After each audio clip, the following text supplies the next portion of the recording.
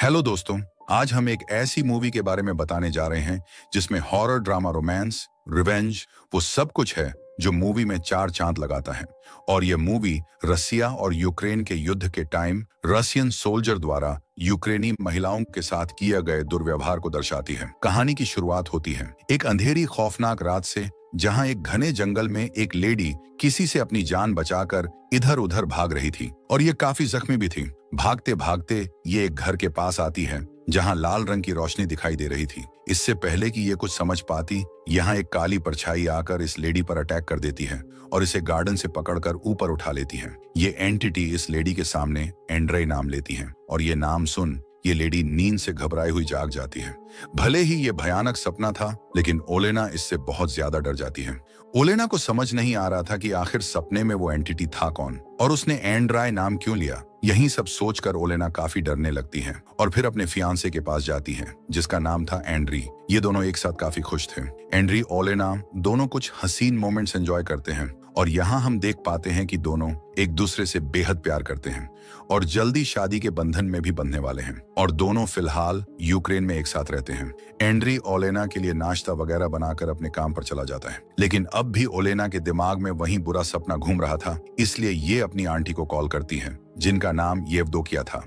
ओलेना अपने नाइटमेयर के बारे में येवदोकिया को बताती हैं कि सपने में डेथ एंड्री को लेने आई थी। ये सुन येवदोकिया काफी परेशान होती हैं और कहती हैं, अब वक्त आ गया है कि तुम एंड्री को कहीं दूर भेज दो और उसे कहां और कैसे भेजना है ये तुम अच्छे से जानती हो। इसके बाद हम ओलेना और एंड्री को एक साथ देखते हैं, जो दोनों बहुत खुश थे क्योंकि आज इनकी एनिवर्सरी थी। ये दोनों इस सेलिब्रेशन के लिए एक छोटी सी पार्टी रखते हैं और एक दूसरे के साथ अपनी फीलिंग्स शेयर करते हैं और फिर इंटीमेट होते हैं। लेकिन इनकी ये खुशी जल्द ही दुहक में तब्दील हो जाती है क्योंकि ये साल था 2022 का, जब रूस यूक्रेन पर हमला कर देता है और रूसी सैनिक यूक्रेन में घुस आते हैं। ये एक्टिविटीस्ट और अथॉरिटीज को किडनैप कर लेते हैं। रूसी सैनिकों की वजह से यूक्रेन के आम लोग भी काफी डरे हुए थे, इसलिए ये अपने अपने घरों में छुप कर रहते हैं। इधर एंड्री और ओलेना भी अपनी जान बचाने के लिए यहाँ से भागने का फैसला करते हैं, लेकिन इस वक्त यूक्रेन की हर जगह रूसी सैनिकों के अंडर में थी, इसलिए ओलेना एंड्री से कहती हैं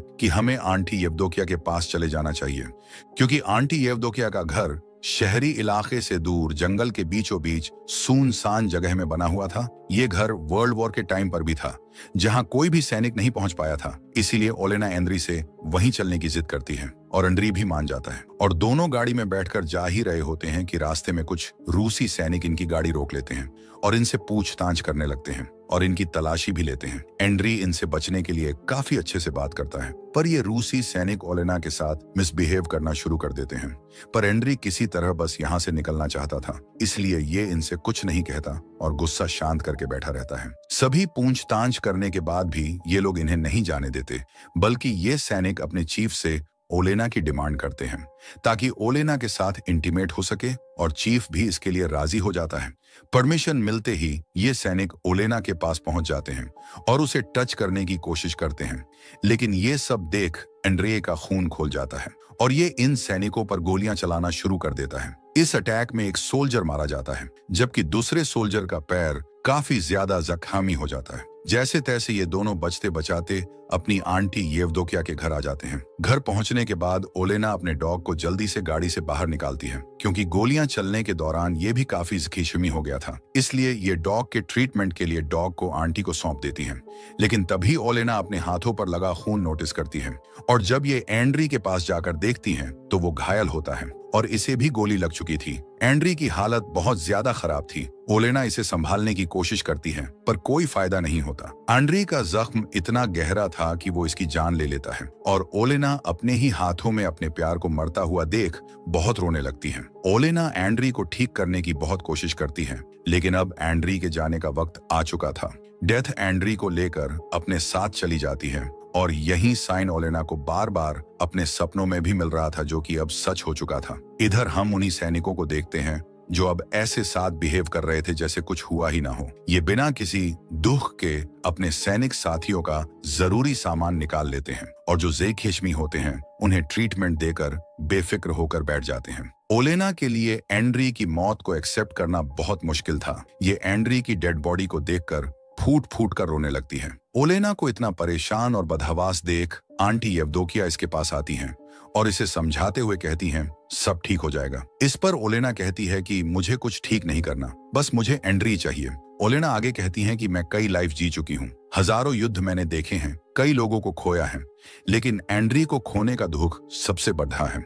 मैंने पहली बार एडीएन नराय के साथ एक नॉर्मल लड़की बनकर प्यार को फील किया था, लेकिन मुझसे ये खुशी भी छीन ली गई। ओलेना फैसला करती हैं कि जिन लोगों की वजह से एंड्री की जान गई है, अब वो उनको भी सुकून से नहीं जीने देगी, बल्कि उन्हें तड़पा कर मौत की नींद सुलाएगी। ओलेना कहती हैं कि मैं उनका जीना इतना मुश्किल बना दूंगी कि उन्हें जिंदगी से ज्यादा मौत आसान लगेगी। इतना कहकर ओलेना यहाँ से जाने लगती हैं और आंटी येवदोकिया से एंड्री की डेड बॉडी जलाने को कहती हैं, जबकि खुद कुल्हाड़ी लेकर यहाँ से घर में बनी एक सीक्रेट दीवार के पास जाती है और कुल्हाड़ी की मदद से इसे तोड़ ढाने लगती है और फिर दीवार तोड़कर एक सीक्रेट चैम्बर में चली जाती है। इसमें ब्लैक मैजिक और सुपरनैचुरल चीजें मौजूद थीं, जो कि काफी खतरनाक थीं। ओलेना एक मैजिकल मिरर के सामने जाकर खड़ी हो जाती हैं और एक एक कर अपने सारे कपड़े उतार देती हैं और यहाँ हम देखते हैं कि ओलेना के दोनों हाथों की कलाई पर टैटूज बने हुए हैं, जबकि जादुई शीशे में देखने पर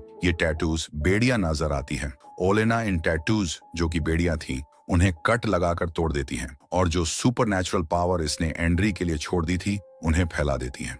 बड़ियों से आजादी मिलते ही इसके शरीर में कुछ चेंजमेंट होना शुरू हो जाते हैं और हम देखते हैं कि ओलेना की बॉडी में खास तरह की पावर दौड़ने लगी है। ये पावर वापस मिलते ही ओलेना काफी पावरफुल और खतरनाक हो जाती है और अब ये पूरी तरह से अपने दुश्मनों से बदलना लेने के लिए तैयार होती है। ओलेना कोई नॉर्मल लड़की नहीं थी, बल्कि ये एक विच थी जो इस चुड़ैलों की दुनिया से दूर एंड्री के साथ जिंदगी गुजारना चाहती थी, पर ऐसा नहीं हो पाया, इसीलिए ये इस दुनिया में वापस आ गई। इधर हम रूसी सैनिकों को देखते हैं जिनका चीफ बताता है कि खाने की सप्लाई अभी नहीं हो पाएगी, क्योंकि जो खाने का ट्रक था वो यूक्रेन ने रोक लिया था। इसलिए चीफ इन सब से कहता है कि अब तुम लोग बिल्कुल आजाद हो, तुम्हें जैसे भी खाना लाना है तुम इसके लिए फ्री हो, तुम किसी को भी मार सकते हो।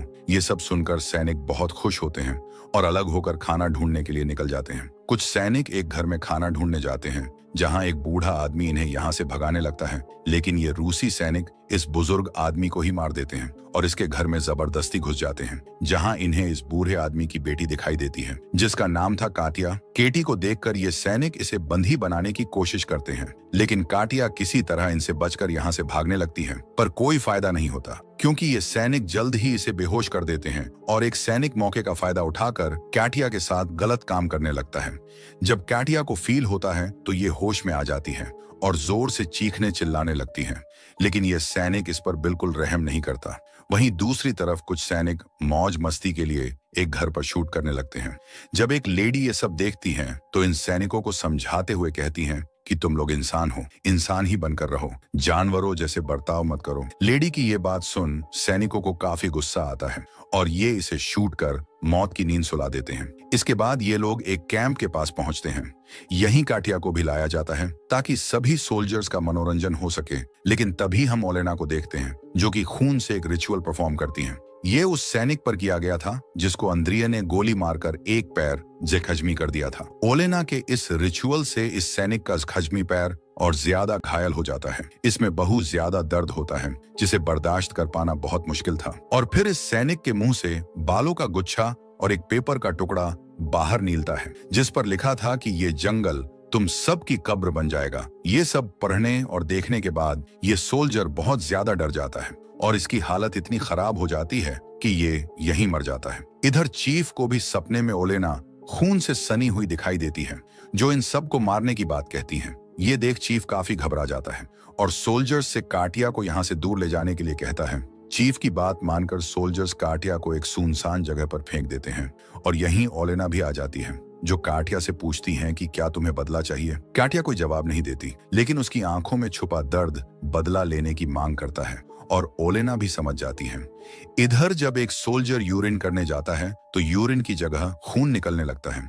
ये देख सोल्जर काफी ज्यादा परेशान हो जाता है। इसके बाद हमें दो सैनिक दिखाए जाते हैं जिनमें से एक को ओलेना अपने काबू में करने की कोशिश करती है और जब इसे मारने के लिए आती है लेकिन इसकी फैमिली फोटो देख इसे नहीं मारती, बल्कि अब ये दूसरे सैनिक को पैसों का लालच देती है। जमीन पर इतने सारे पैसों को देखकर ये सोल्जर लालच में उसके पास जाने लगता है। अगली सुबह जब सब सोल्जर्स अपने फोन देखते हैं तो सबको एक ही मैसेज मिलता है, जिसमें लिखा था कि तुम सबकी कब्र इसी जंगल में बनेगी। ये पढ़ने के बाद सभी सोल्जर्स काफी घबरा जाते हैं, लेकिन चीफ इस पर ज्यादा ध्यान नहीं देता, क्योंकि ये भूत प्रेत और काली शक्ति पर बिल्कुल भी यकीन नहीं करता था, बल्कि चीफ इसे दुश्मनों की एक चाल बताता है और सभी सोल्जर्स को अलर्ट रहने के लिए कहता है। लेकिन तभी एक सैनिक सभी लोगों को जंगल की एक ऐसी जगह ले जाता है जहां बहुत सारी वुडू डॉल्स लटकी हुई थी। इसके बाद ये लोग अपने एक सैनिक साथी को देखते हैं जो पेड़ से बंधा हुआ था। इसके बाल उखाड़ दिए गए थे, होंठ सिल दिए गए थे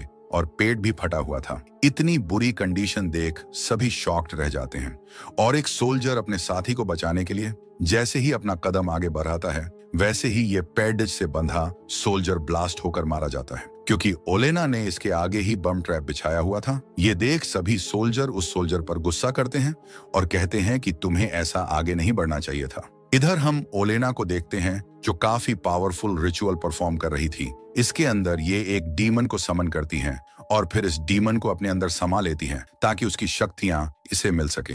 जब येवदोकिया अपने घर के बाहर निकलकर देखती हैं तो वहां बहुत सारी डेड बर्ड्स की बारिश होती है। ये देख येवदोकिया डर कर जल्दी से ओलेना के पास आ जाती हैं और जब ओलेना को देखती हैं तो समझ जाती हैं ओलेना अपने बदले को लेने के लिए काफी आगे बढ़ चुकी हैं। ये सब ओलेना के लिए भी काफी डेंजर था, इसलिए येवदोकिया ओलेना को समझाने की कोशिश करती हैं कि तुमने अगर ये सब अभी नहीं रोका तो इसका खामियाजा तुम्हें भी भुगतना होगा। लेकिन ओलेना इसकी एक नहीं सुनती और कहती है कि मुझे अपने अंजाम की परवाह नहीं है, मैं बस अपने बदले के लिए किसी भी हद तक जा सकती हूँ। मैं मर भी गई तो मुझे कोई गम नहीं।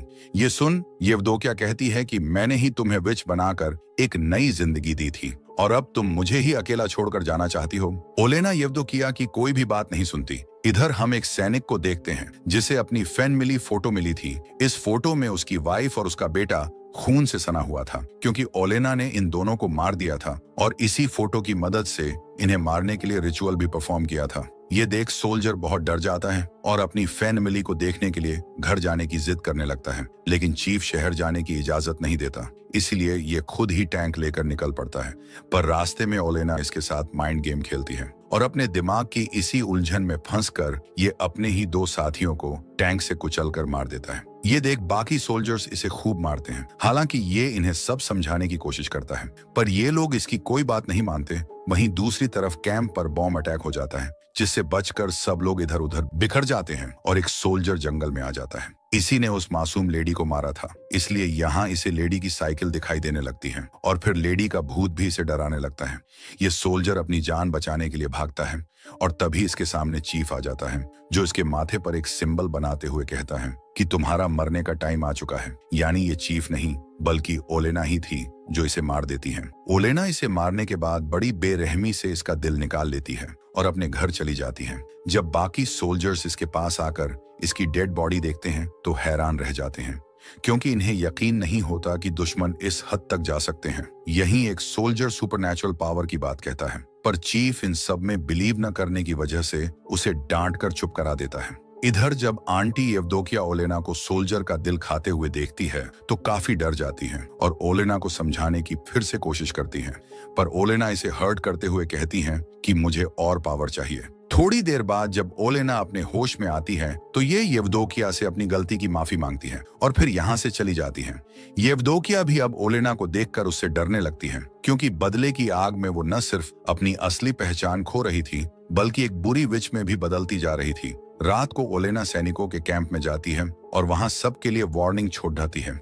अगली सुबह जब सोल्जर्स मरे हुए सैनिकों की बॉडी जगह पर नहीं देखते हैं तो काफी घबरा जाते हैं और जल्दी डेड बॉडीज को ढूंढने निकल पड़ते हैं और आगे बढ़ने पर इन्हें वो डेड बॉडीज पेड़ पर लटकी हुई दिखाई देती हैं। ये सब देख एक सोल्जर इतना ज्यादा डर जाता है कि ये खुद को ही मार लेता है, क्योंकि ये ओलेना के हाथों नहीं मरना चाहता था, इसलिए ये ओलेना का सामना करने से अच्छा खुद को ही खत्म कर लेता है। इसके बाद उस सोल्जर को दिखाया जाता है जिसने कठिया के साथ गलत काम किया था। इसके प्राइवेट पार्ट से कीड़े मकोड़े निकलने लगते हैं और ये दर्द से बुरी तरह तड़पने लगता है और खुद को बचाने के लिए ये कटिया के घर ही पहुंच जाता है, जहां कटिया अपना बदला लेने के लिए इसे मारने ही वाली होती है कि ये सोल्जर इसके सामने गिड्ड गिद्धाने लगता है और कटिया इसे नहीं मारती। लेकिन तभी ये सोल्जर अपनी गन उठाकर कटिया को मारने ही वाला होता है कि कटिया इसे मार देती है। वहीं दूसरी तरफ ओलेना सभी सोल्जर्स को दिखाई देती है, जिसे पकड़ने के लिए सब इसका पीछा करते हैं और दो सैनिक तो आपस में ही भिड़ जाते हैं और एक दूसरे को मार देते हैं,